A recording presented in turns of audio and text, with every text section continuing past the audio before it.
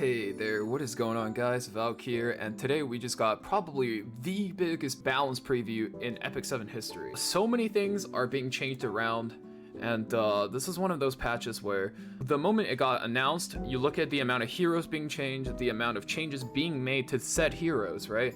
I'm expecting Epic 7 to be a very, very different game in about 2 weeks. You know what, before we jump into it, I just want to very quickly address the topic of the week. So if you guys have seen this little boy floating around, this is our beloved rock god, also known as Frost Shard. So the reason why he's propping up in RTA is because he has a very interesting couple of conditions fulfilling his kit. Number one is that he kind of has a all ally 15% CR push and giving attack up to the ally with the highest attack. So in a way, he's like a slightly worse Water Rose, but he does start out at 117 base speed, which with the RTA bonus puts him at the same speed as Ran. So he's essentially a Water Rose on Ran base speed. Not a broken unit by any means, but the one thing that makes him slightly unfair is the fact that you can't pre-ban him. So I've been cleaving with him, he's a good time, so if you guys have been wondering, this is why he's been popping up. I don't expect for him to stay because Sagittarius Soul Weavers are only supposed to have 108 base speed, so you know, if you got one, if you've made one, have fun with him while it lasts, and yeah, without further ado, let's get into the balance notes. So with this batch, we're expecting to see buffs to only heroes and no artifacts, and we have Silverblade Aramintha, Dank Corvus, Diene, Aramintha, Ludwig, Destina, Guider Aither, Coli, and Armin, which is a massive patch. And all of these units are getting, to some degree, decent buffs, and the coolest part is they're all helping deal with meta units right now, which I think is a very good direction to move these buffs in. So right at the top of our list is Silverblade Aramintha. So now her S2 got moved over to her S1, so now it's essentially the same attack. The new part being added to her kit is that an ally uses an attack that targets all enemies, so your Ran, your Para, she will receive a combat readiness push of 20 to 25% depending on your MOA, and it's gonna be on a 3-turn cooldown, which is nice because, oh my god, she is a combo cleave connector. She'll essentially be a Summertime Isariot replacement for if you don't want to play with bombs, you want to play with burns instead. But she will be stunning them directly, and the coolest part is this.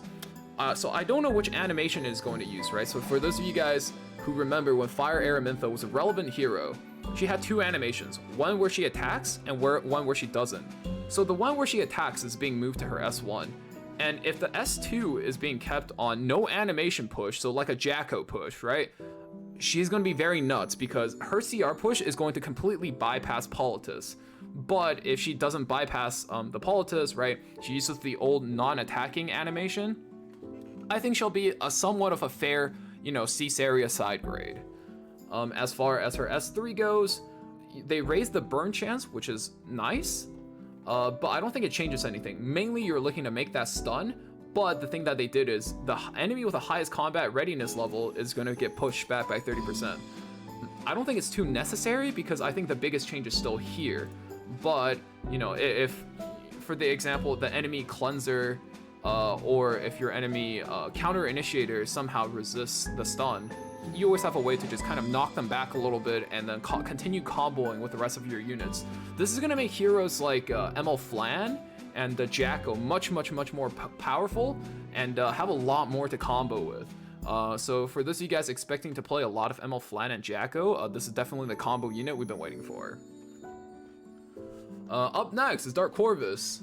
So the number one change is that his healing will no longer be tied to the damage he deals, but instead to his max health, which, okay, admittedly that's pretty nice. The biggest change to him is that when you kill an enemy with S3, he is going to extinct them, meaning that they cannot be revived for the rest of the fight. This is pretty significant because if you guys remember playing RTA maybe in like Season 3, right? Season 2, Season 3, a lot of tank down comps that lasts a long time, right? And they stall till later in Frenzy. They usually have one force ban when you pick it on 5th, which is Dank Corvus. But usually that type of Dank Corvus is pretty hard to run into something like Ruel. And the Extinction definitely just knocks that out. It also gives you better matchup versus Maid, and also now Destina, because she's getting buffed with revives. See you later. But I think the number one thing that determines whether or not he'll see usage is whether or not this damage dealt increase matters enough. So as you guys might or might not know, Dank Corvus almost always needs a soul burn for him to kill anything. So on about a 30k HP Dank Corvus, been a while, so this is just approximate head math. He's going to do somewhere around 13k without a soul burn, and he is going to do about 25k with a soul burn. And I think this number matters a lot because with Bellion in the game, she's going to limit, and anywhere Dank Corvus goes, she's going to limit his usage. And the higher this limit is in RTA, I think the more Dank Corvus is not going to care about Bellion. And if anything, right, Dank Corvus might just even become a Bellion counter pick if you can, you know, kill a Bellion with that S3. So Dank Corvus is going to be very, very dependent on whether or not this damage increase will push him over the edge, depending on how many meta units he can kill with that S3. So those are our ML5 changes for this batch. Up next is Diene. So Diene had the least amount of changes coming into her kit, but she's also, out of this entire list, probably one of the most commonly seen heroes, even though she's not very meta at all. What they did for her was increase the Dispel 1 debuff to Dispel 2 debuff before she grants the barrier. And this is significant for two reasons. So if we look at the reason why she stops being played, right? We're addressing units such as Peyra, AOL, and Rimuru, right? The first two units can inflict another debuff plus unbuffable, and usually completely skips your barrier. But if she can dispel before applying the barrier, and it's going to dispel 2 debuffs, it's going to dispel your ally's silence as well as unbuffable from AOL, and it's going to dispel restrict and unbuffable from something like Peyra. And you know, if Cerise is still ever played, she's going to dispel 2 as well, right? A lot of modern strip plus debuff units are mostly 2 debuffs, so she is going to have a very good time versus these units now. But at the same time, she is still very weak into something like Rimuru, so it definitely gave her better matchup versus these like meta units. Something like Rimuru will still counter her. Up next, we have Fire Aramintha. I think the most significant thing is that Fire Aramintha is actually a very, very consistent self-comboing unit now. So now her Catalyst will be able to dispel 2 debuffs, dispel 2 buffs, which is significant because not only will she go through immunity, she will also go through FCC shields, meaning you can't defend against this type of draft with an FCC, right? Similar to how you'd be able to defend against the Judge Kisei and Fairy Tail Tenebria with that FCC. On top of that, for every unhealable inflicted, she can increase her combat readiness by 25% per target. Meaning if you land all 4 unhealable, she will able to completely give herself an extra turn and push the S3, which lets her land 2 burns and a 50% chance to stun for 1. So she's basically a Silverblade Aramintha that can strip. Definitely a very interesting buff. This almost seems like she would be a little too powerful if not for the fact that her base speed is pretty low, which limits her usage. I do believe her base speed is about 106, so even on very premium gear, she is going to run into issues versus other speed units that can kind of challenge this type of draft. The other change that she gets is that she will get a barrier that scales proportional to her attack, which I don't think matters too much, just because most of the time you play her, you're going to be comboing, you're going to be cleaving, controlling your opponent. So whether or not she gains more survivability, I don't think moves the needle on her power level too much. If anything, I think she'll be a very powerful hero in later rounds of an RTA drafts, because if you pick her too early, you will be vulnerable to quite a few things. Faster units, Champion Zerato, Designer Lilibet, and Rem. So she does have quite a bit of counters. In that regard, she is very strong, but also very weak against very specific amount of things. My opinion on her is that if the meta slows down and her base speed isn't an issue, she will be an 8 out of 10. This will be an 8 out of 10 buff for her. But if the meta stays very fast and aggressive, I think she's kind of this is kind of a 4 out of 10 just because of how abysmal her base speed is.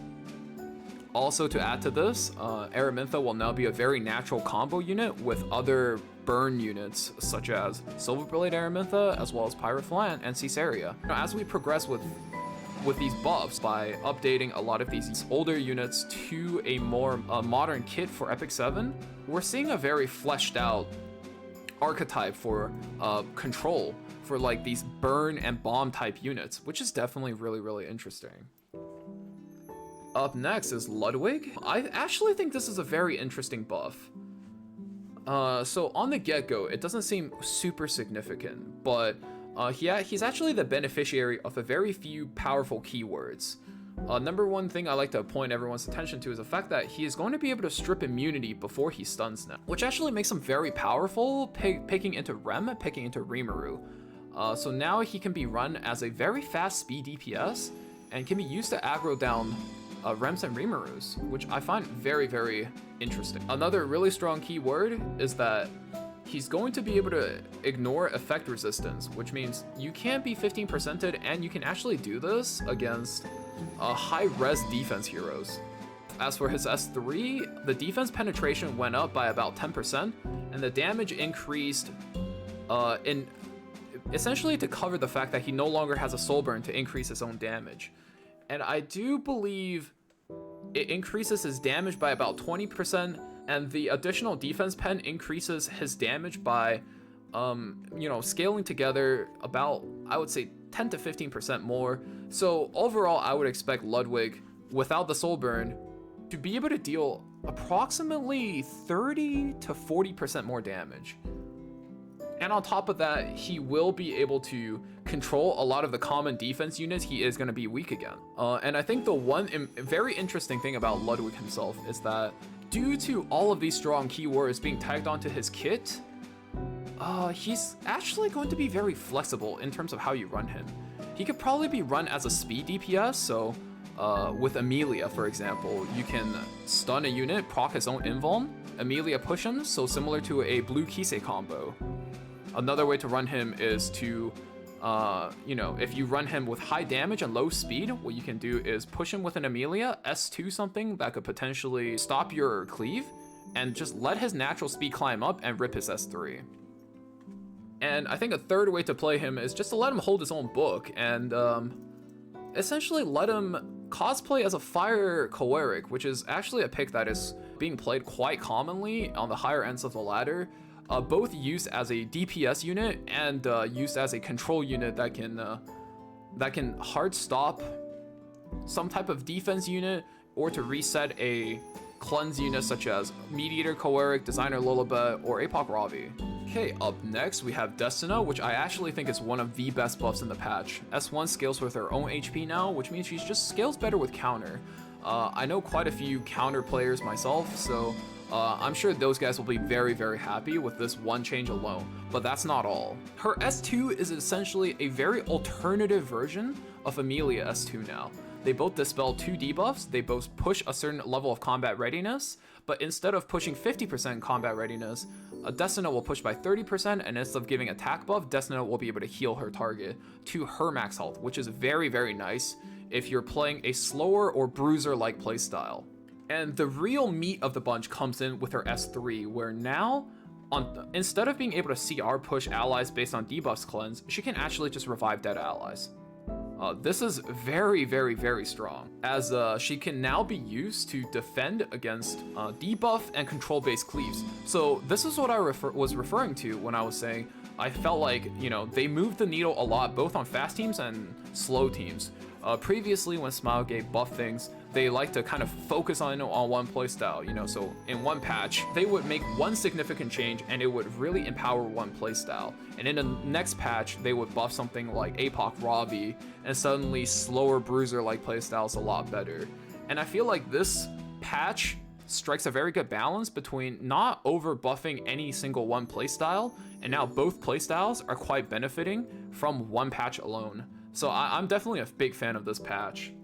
But on top of that, Destina gains a buff, her own unique buff that cannot be stripped, and increases her effective resistance by 60% for the first 2 turns of combat, which honestly is the only 2 turns that matters for a unit like her, where you're mostly using her to defend against burn and bomb cleaves. And you know, after everything's all said and done, whatever units survive, you can full cleanse them, and if they do not survive, you can just go ahead and revive them, and they can do what they gotta do. Even though, unlike Mate Chloe, she doesn't give attack up, I actually think this is better for units that people tend to play on defense, such as Apoc Ravi, Designer Lilibet, where I don't think they need the buffs to shine. And on top of that, not giving attack or revive buff to these units means a Rimuru cannot just pants grab you back and shut down your revives. Up next, we have Guider Aither, which I think is probably the weakest buff of the batch. Overall, he's been buffed so that he can give a little bit more healing and grants barrier.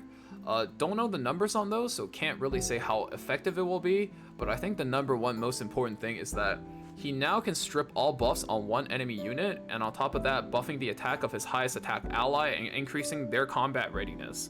I think no matter what it is, having a element neutral strip on S1 is very beneficial, and on top of that, being able to CR push one unit alongside their attack to enable some type of cleave. But I think ultimately he's kind of held back by his base speed at, I believe, 102. So unless you're cleaving into a really turtle player, I don't think he'll see play, and due to the niche nature of the investment you have to make, I generally don't think he's a unit that will just see a lot of action or investment. After that, we have Blue Coli. She is basically completely reworked as a hero. The old meme Dust Devil 4 attack Coli is dead. You know what? She's actually a bomb unit now. So before, she used to place a bomb and then stun people, right? But now she places an actual mechanical bomb, which I think is pretty interesting. So the thing with her is that she will strip turn 1 immunity, inflict bleed, and plant a bomb. Increase her own combat readiness by 50%, and increase by another 50% if it's a fire unit. And just looking at this buff alone, this tells me one thing. She's designed to kill Hua-Youngs. Because 1, she doesn't rely on critical damage to kill this unit, and 2, it only works against fire unit. And the only relevant fire unit I can think of right now that is significant enough to be killed is probably just Hua-Young. So having a unit designated to be able to one-tap her, pretty good. I expect her to see play pretty good. The other thing that she's going to be able to do is that once she CR pushes herself all the way back, so giving herself an extra turn, she will actually just be able to detonate her own bleeds and bombs. And I do believe her best in-slot artifact now will probably be something like Torn Sleeve. You run her at 270 speed, a very high attack with a little bit of effectiveness, and then you just blow up the enemy Hua-Young, and that's probably her entire role that she's designed to do. So Smaugate kind of listening to the player base, finding answers in units that see very little play to deal with these meta units. So she's definitely very niche, but I think she'll be very powerful at what she does, as long as the enemy doesn't have a faster unit to crowd control or to be able to challenge you. And on top of that, with so many bomb units coming in, she might just be able to be part of that combo as well. Okay, finally, we have Green Armin, who has counter baked into her passive now, which I think is very interesting. So it's very clear to me that they wanted to change Green Armin to kind of act as how Bad Cat Armin would, except instead of being strong on her own turn, she is now strong when it is not her turn. And wow, what an ability. So when it is not her turn, she can now attack all enemies with a 35% chance to stun. And I find that pretty terrifying because she has counter attack built in. And on top of that, she will passively mitigate damage from single target attacks by 20%. And this is the thing I'm very afraid of. If you guys remember how strong Bellion is with those strips, Green Armin would just be able to do the same with stuns.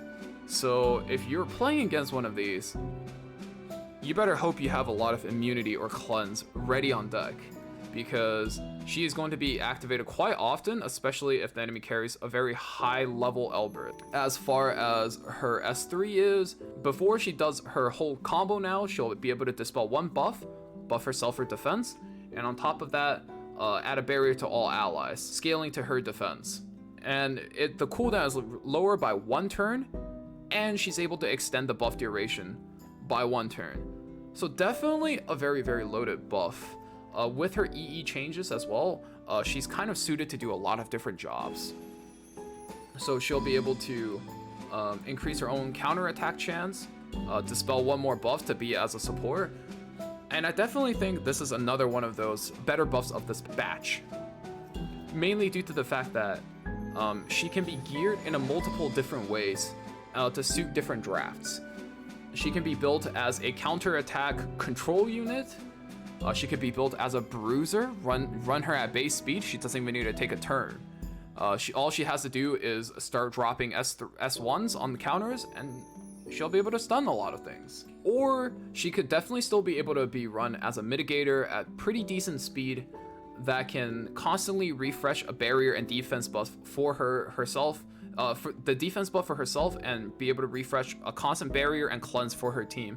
So definitely a very, very loaded buff, and it gives her the option to be able to deal with a lot of different situations depending on what each player needs. Overall, this batch of buffs feel very, very significant. I expect the game to look extremely different in 2 weeks.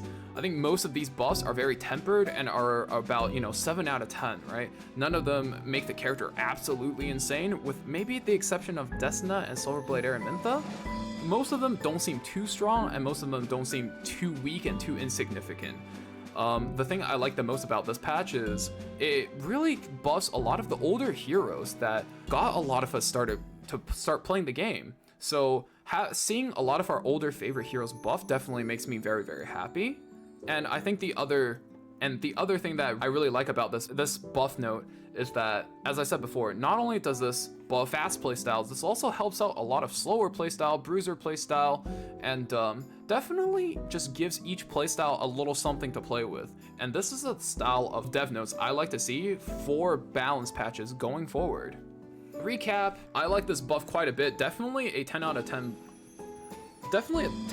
patch for me. Can't wait for it to come in. If you guys are curious about what my thoughts on each hero is, I think for Silverblade Aramintha, depending on whether or not her CR push has the animation, it's going to be 6 out of 10 if it does have the animation, or a straight up 9 out of 10 if it doesn't have the animation and it's just a clean push.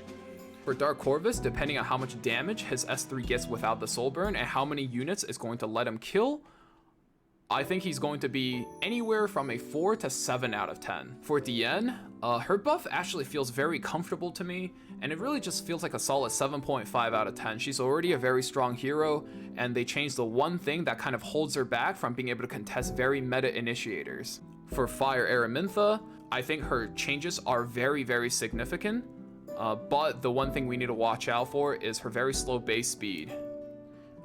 If the meta slows down, there's a lot more bruiser players. I think she's receiving a very 8 out of 10 buff. But if the meta stays very aggressive and very fast speed, her base speed does hold her back quite a bit versus these modern units. So she's looking like a very 4 out of 10. For Ludwig, I think he got a few very, very powerful changes. He didn't receive too many changes, but they were very powerful. His damage got baked into his soul burn damage got baked into his S3. He can now stun ignoring effect resistance through turn 1 immunity, and on top of that, he does give himself a little bit of CR, which opens up a lot of different combos. Very 7 out of 10 for me. This opens up so many playstyles for him. As far as Destina goes, it makes her so much stronger against these debuff and control type teams, and she's very, very strong comboed with bruisers now, and I like her buff a lot. This looks like an 8 out of 10. Guider Aither definitely got a nice change to his kit, but I think the fact that his base speed is so low really holds him back from initiating what he probably could be initiating. I think this is a 3 to 5 out of 10 buff, depending on what meta units he has to contend with. Blue Coli carves herself a very comfortable niche in the meta as the default Hua Young stopper, which is very, very nice, but I don't think she'll see too much usage out of that, so that's a 4 out of 10 for me. Green Armin definitely got a very, very different change. This is almost a full rework. I think the best buffs in this batch are probably the ones that either make one hero's role very, very solidified, like Silverblade Aramintha and Destina, or like Ludwig. They can be very flexible, and Green Armin definitely fall within that line where she's a very flexible unit that can fulfill multiple roles now. So this is a very 8 out of 10 buff from me. With that being said, guys, these are my thoughts on this patch. I'm super excited to see the game in 2 weeks, and wow, what a batch. I'm definitely ready to play some RTA when this comes out. Let me know which changes you guys are excited for, or maybe, you know, I missed something that you guys have noticed. If you know anything like that exists, let me know in the comments down below. And yeah, guys, thank you for watching, and I'll see you guys in the next video. See ya. Hey guys, thank you for watching. If you liked the video, be sure to drop me a like and subscribe. It would really help me out. If you want to catch any of these moments live, be sure to follow me at twitch.tv/Valkyria_. Also, catch me hanging out in my Discord, link in description. For now, I'll catch you guys in the next video. See ya.